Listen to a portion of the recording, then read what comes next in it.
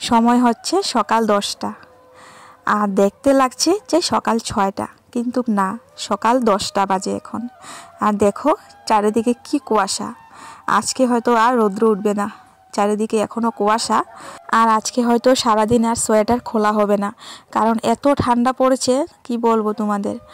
আর দেখো আমি ঋতিকা পাপার সোয়েটার পরে নিয়েছি, কারণ আমার সোয়েটারে ঠান্ডায় মানাচ্ছে না তাই। তো হ্যালো বন্ধুরা, গুড মর্নিং। পৌষ ফ্যামিলি লাইফস্টাইলের নতুন একটি ব্লগে তোমাদের সকলকে জানাই অনেক স্বাগত আর অনেক ভালোবাসা। জানুয়ারি মাসের 12 তারিখ, আর আজকে হচ্ছে শুক্রবার। তো নতুন ব্লগে নতুন দিনে তোমাদের সকলকে আবারও অনেক অনেক স্বাগত। তো দেখতে পাচ্ছ যে আমি ভেজা কাপড় মেলছি, তো রৌদ্র নেই তবুও মেলছি, কারণ হাওয়া বাতাসে যতটুকু শুকাবে আর একইভাবে মানে এক জায়গায় রেখে দিলে তো ভিজা কাপড় একটা বাজে গন্ধ করে, তাই আর কি হাওয়া বাতাসে একটু একটু শুকাবে তাই মেলে দিচ্ছি।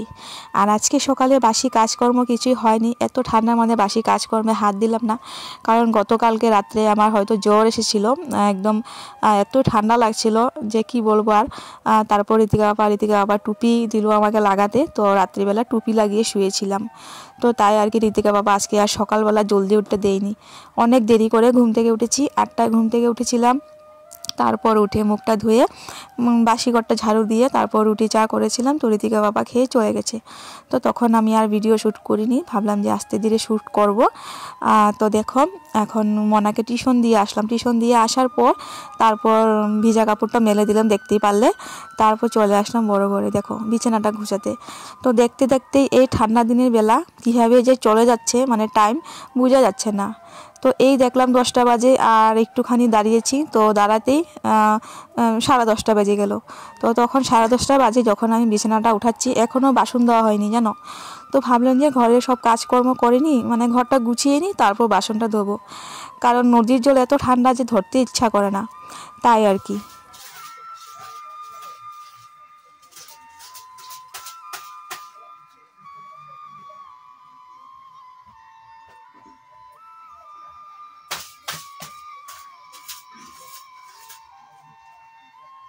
এই ঠান্ডার দিনটা সত্যি অনেক কাপড় চাপড় থাকে গুছানোর। এই যে দেখতে পাচ্ছ বিছানা, তো বিছানা অনেক কিছু, যেমন ব্ল্যাঙ্কেট, একটা না দুটো ব্ল্যাঙ্কেট, তো এসব সব ভাঁজ করতে হয়। তো ঠান্ডা দিনে আমার মতে কাজ একটু বেশিই থাকে, গরম দিনটা আমার জন্য ঠিক লাগে। গরম দিনটা কোনো বিছানা তেমন কাপড় চাপড় থাকে, মানে ব্ল্যাঙ্কেট থাকে না আর কি, তো বেশি কাপড় চাপড়ও থাকে না, তো তাই আর কি। তো যাই হোক বিছানাটা ওঠানো হয়ে গেছে, আর ড্রেসিং আয়নার সামনেটা একটু মুছে নিচ্ছি, কারণ ঋতিকা বাবা তেল দিয়েছিল তো তেল পড়েছে। তো ওদিকে বড় ঘরে কাজ শেষ, তো এখন চলে আসলাম রান্নাঘরে। আর সময়ও চলে যাচ্ছে, তো আমার 1 ঘন্টার মধ্যে সব কাজ করতে হবে, মানে 12টার আগে আগে সব কাজ করতে হবে। এই আশিপাশি কাজ আজকে একটু দেরি হয়ে গেছে জানো। তো দেখো এক গামলার মধ্যে সব এদিক ওদিক থেকে বাসন সব একসঙ্গে করে নিচ্ছি। তো বাসন একসঙ্গে করে নিলে মানে ধুইতে সুবিধা হয় আর কি, তো একবারে নিয়ে নদীর পাড় চলে যাব। তো কি করেছি, গামলায় বাসন রেখে বাইরে রাখলাম, আর এদিকে দেখো ঝাড়ুটা দিয়ে দিচ্ছি। তো ঝাড়ুটা দিয়ে তারপর গ্যাসটা মুছে নেব, তারপর বাসন ধুয়ে নিব, তারপর কাজ শেষ হয়ে যাবে। তো 12টার আগে আগে আমি এইভাবেই সব কাজকর্ম করে নিই।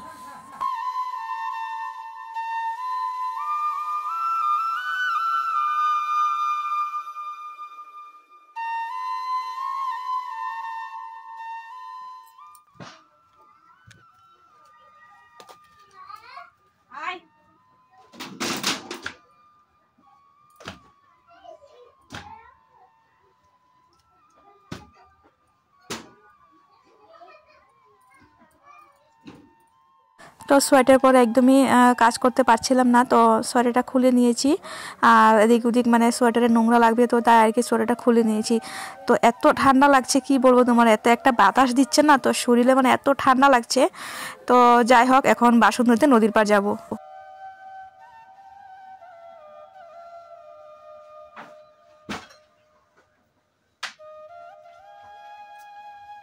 তো দেখতেই পারলে গামলা ভর্তি বাসন ধুয়ে নিয়ে আসলাম।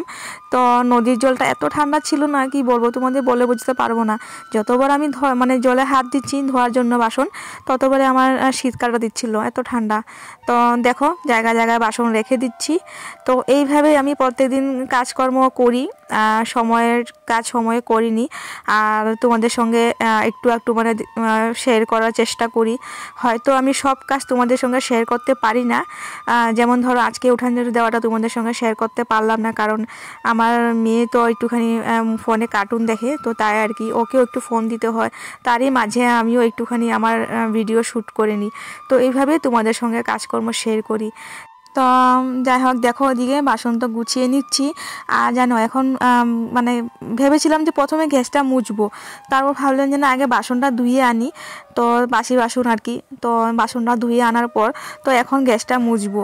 আর সকালে গ্যাসটা মুছেছিলাম এমনি আর কি, খালি জল দিয়ে একটা কাপড় দিয়ে মুছেছিলাম। আর তারপর ঋতিকা বাবা কী করেছিল, চা বানিয়েছিলাম। তো আমি এদিকে রুটি বানাচ্ছিলাম উনুনে।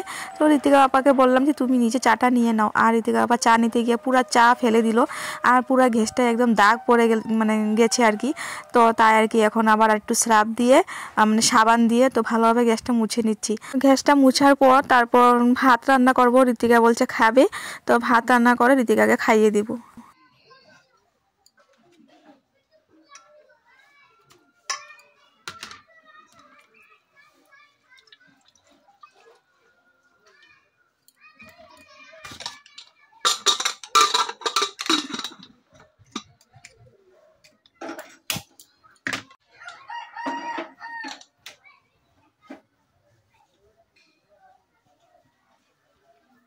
দেখতে পারলে ভাত বসিয়ে দিলাম। তো গতকালকে ঠান্ডা ভাত ছিল যে বাটিতে, তো ঠান্ডা ভাতটা আমি দিয়ে দিলাম গরম ভাতের সঙ্গে। তো এইভাবে অনেক হিসাব করে চলি আমি। তো একটু একটু যদি ঠান্ডা ভাত থাকে তো এটা আমি ফেলি না, সেটা গরম ভাতের সঙ্গে আমি আবারও গরম করে তারপর খেয়ে নিই। তো অনেক কষ্ট লাগে ভাত ফেলতে, তো এইভাবে হিসাব করে চলি। তার জন্য হয়তো উন্নতি হচ্ছে না আমাদের, কারণ আমি অনেক হিসাবে চলি, তাই আর কি। তো দেখো ওদিকে আলু কেটে নিচ্ছি। তো গতকালকে ডাল আছে, তো এখন আলু ভাজা করে নিব। তো মা মেয়ে আর কি, একটা ভাজা একটা সিদ্ধ হলে হয়ে যায়। ঋতিকা বাবা যখন দুপুরে ঘরে থাকে, মানে যেদিন কাজ থাকে না, তো সেই দিনই আর কি কিছু তরকারি রান্না করতে হয়। আর মা মেয়ে থাকলে তো আমাদের সিদ্ধ দিয়ে ভাজি দিয়ে হয়ে যায়।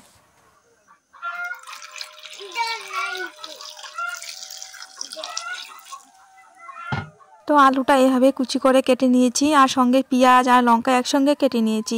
তো দেখো আলু ভাজা করে নিচ্ছি। তো এই তো গতকালকে ডাল আর এখন আলু ভাজা, তো এটা দিয়েই খাওয়া হয়ে যাবে মা মেয়ের।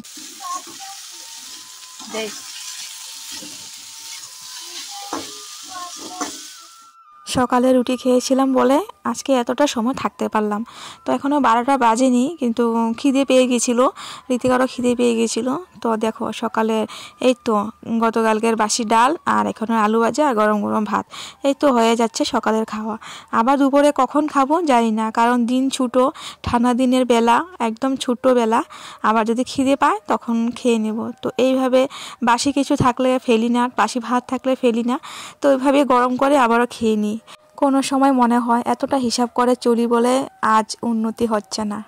তো যাই হোক, আজকে সকাল থেকে এখনও তোমাদের সামনে আসা হয়নি, কারণ কি কাজে এতটাই মানে বিজি ছিলাম, এত দেরি করে উঠেছিলাম, তাই আর কি সব কাজকর্ম শেষ করতে হবে 12টার আগে, তাই আর কি আসা হয়নি। তো চলো একবারে এখন খেয়ে দিয়ে তারপর আসছি তোমাদের সামনে, একবারে স্নান টান করেই আসবো। তো সঙ্গে থাকো।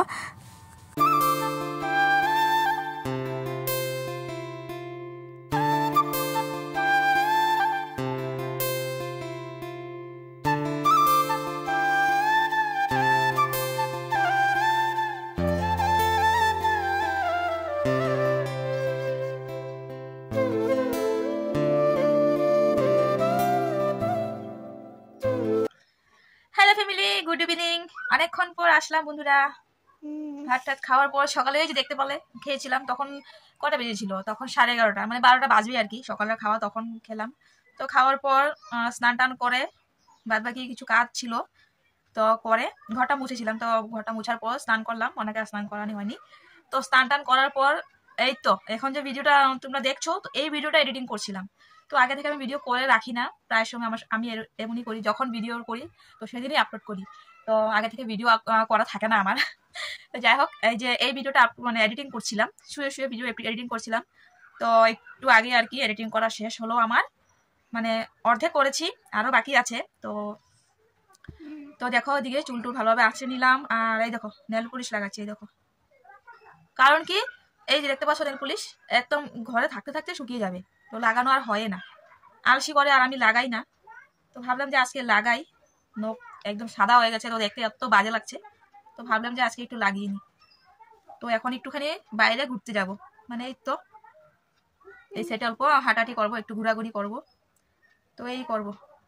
আর প্রচুর ঠান্ডা, প্রচুর ঠান্ডা, প্রচুর ঠান্ডা, কি বলবো, রোদ্র উঠে নাই। তো এই দেখো লাগিয়ে নিয়েছি, এই যে। তো আমি সবসময় আমার হাতে তোমরা দেখতে পাবে না, এই যে নেল পলিশ সবসময় দেখতে পাবে না। তো ঘরে থাকে নেল পলিশ, কিন্তু তবু আমি লাগাই না, কি বলবো। তো যাই হোক, সবাইকে বলি আবারও গুড ইভিনিং। তো একটুখানি বাইরে ঘোরাঘুরি করব। তো চলো তোমরা একটুখানি দেখে নিবে, বাইরে সব বাচ্চারা খেলাধুলা করছে। তো আমরা একটুখানি হাঁটাহাঁটি করবো মনাকে নিয়ে, চলো। তো বন্ধুরা, আমি তোমাদেরকে বলেছিলাম যে বাইরে গিয়ে তোমাদেরকে দেখাবো। তো তখন বাইরে গিয়েছিলাম, তো ঋতিকা আবার চলে এসেছে কাজ থেকে। আর কি হয়েছে জানো, আমার মোবাইলটা, কি বলবো তোমাদের, হঠাৎ করে মোবাইলটা একদম হঠাৎ করে মোবাইলটা কি হয়ে গেল, মোবাইলটা সুইচ অফ হয়ে গেল। আর সুইচ অনই হচ্ছিল না, মানে অনেক ট্রাই করছিলাম, সুইচ অন হচ্ছিল না, মানে সুইচ অন হচ্ছে আবার অফ হচ্ছে, অন হচ্ছে আর অফ হচ্ছে, তো এমন করছিল। তো তারপর তো আমি পুরো কান্নাই করে দিয়েছিলাম যে একমাত্র সম্বল মোবাইল, এই ফোনটা আমার। তো এই ফোনটা দিয়ে আমি ভিডিও করি। তো এই ফোনটাতে আমার আরেকটা চ্যানেল আছে, চ্যালেঞ্জ ভিডিও করি। তো সেটাতে আমার মানে ভিডিও আপলোড করতে হবে। তারপর কি হবে, মানে এখন কি হবে, মোবাইলটা যদি নষ্ট হয়ে যায় তো আর কিনতে পারবো না, আর কেনার মতো ক্ষমতা নাই আমাদের, এখন একদম ক্ষমতা নেই কেনার মতো। তো কি হবে, তো এইসব ভেবে মানে আমি পুরা কান্না করছিলাম ঘরে। আর ঋতিকা পাপা নিয়ে গেল মোবাইলটা বাজারে, যে কি হয়েছে মানে দেখার জন্য। তো হাতে আমাদের একটা টাকাও নেই যে আমরা মোবাইলটা এখন নষ্ট হয়ে গেল যে ঠিক করব। তো বাজারে নিয়ে যাওয়ার পর ঋতিকা পাপা মোবাইল ফোন দোকানে আর কি, যেখানে ফোন ঠিক করে, তো সেখানে নিয়ে গেল। তো নিয়ে গিয়ে দেখালো যে ফোনটা কি হয়েছে। তো বললো যে এটা যে মোবাইলটা অন অফ করার জন্য যে টাচটা আছে, যে ওই টাচটা খারাপ হয়েছে বলে, তো ঠিক করতে হবে বললো। তারপর ঋতিকা বাবার কাছে এখন টাকাও নেই, ওর কাজের টাকা এখনো পায়নি, তো কি করবে। তো ও স্টেশনে এসে অনেক সময় দাঁড়িয়েছিল। তারপর হঠাৎ করে দেখে মোবাইলটা সুইচ অন হয়েছে, মানে অন অফ হচ্ছিল, তো সুইচ অন হয়েছে। তো ঋতিকা বাবা ওইখানে দাঁড়িয়ে সিস্টেম আপডেট তো আমি দেই, কি বলে ব্যাকআপ করলো, তারপরে ফ্যাক্টরি আপডেট নাকি ফ্যাক্টরি রিস্টোর, তো সব কিছু করেছে। তো তারপর এখন মোবাইলটা অন হয়েছে, আর এখন তোমাদের সঙ্গে কথা বলছি। তো বন্ধুরা কি বলবো, মানে আমার জীবন থেকে কি জানি একটা নাই হয়ে গেল, মানে বুক থেকে কি একটা নাই হয়ে গেছে, তো এমন একটা কথা আর কি। তো মনাও মানে একদম অনেক স্যাড হয়ে গেল যে মা আর আমাদের মোবাইল ঠিক হবে না, তো এমন বলছে। তো আমি আবার বলছি যে এখন মোবাইল নষ্ট হয়ে গেল, আমাদের কেনার মতো ক্ষমতা নেই বন্ধুরা। তো মানে এত বড় একটা মানে কি বলবো তোমাদের বলে বুঝতে পারবো না, যে আমাদের এখন কেনার মতো একদমই ক্ষমতা নেই। তো এই সময় যদি মোবাইল নষ্ট হয়ে গেলে তো কি করব। তো যাই হোক, মোবাইলটা এখন ঠিক হয়েছে। আর মোবাইলটা আমার মানে ধরতে একদম ভয় লাগছে যে আবারই নষ্ট হয়ে যায়, কি করবো। আর এখন দেখো সময় এখন 6টা বাজবে।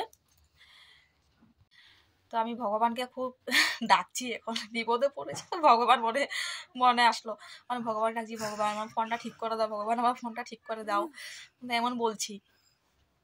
তো আর মনে মনে বলছি যে সকালবেলায় আমি মানে অনেক হাসাহাসি করেছিলাম। তো আমি যখনই বেশি খুশিতে থাকি, তখনই কিছু না কিছু একটা হয়ে যায়। তো এটাই বলে আমি কান্না করছি ঋতিকা বাবার কাছে, বলছি যে আমি আর হাসবো না। যখনই আমি হাসাহাসি করি, যখনই খুশিতে থাকি, তখনই কিছু না কিছু একটা বিপদ চলে আসে। তো বলছি যে আর হাসবো না, সবসময় একদম নর্মাল থাকবো, আর বেশি খুশিও হবো না, আর বেশি হাসাহাসিও করবো না। তো মনা বলছে কান্দো। তো এটাই কথা, হঠাৎ করে এত বড় বিপদ, কি বলবো, ভগবান আছে হয়তো, এই জন্য আমার মোবাইলটা ঠিক হয়েছে। তো যাই হোক বন্ধুরা, আজকে ভিডিওটা এখানে শেষ করছি। তো চলো টাটা বাই বাই, ফির আসি নতুন অন্য ব্লগ নিয়ে, টাটা।